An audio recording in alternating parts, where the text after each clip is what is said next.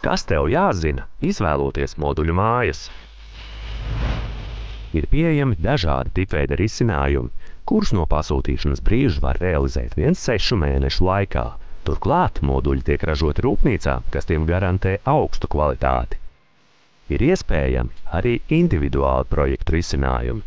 Pluss ir tas, ka moduļa ēka top rūpnīcā. Tas nozīmē, šāds laiks, kā mums šobrīd ir ārā, lietus vai sniegs vai vējš neietekmē to būvniecības procesu, un gala rezultātā mēs ātrāk nonākam pie kvalitatīva rezultāta.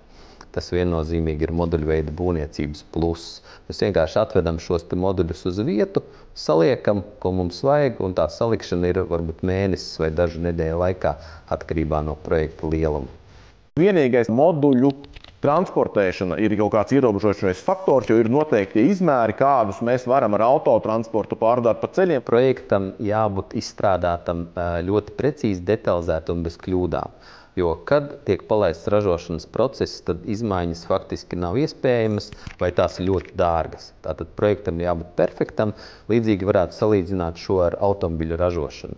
Kad mēs uzliekam šo automašīnas modeli uz konvejeru, konvejers sāk strādāt un to procesu apturēt ļoti dārgi.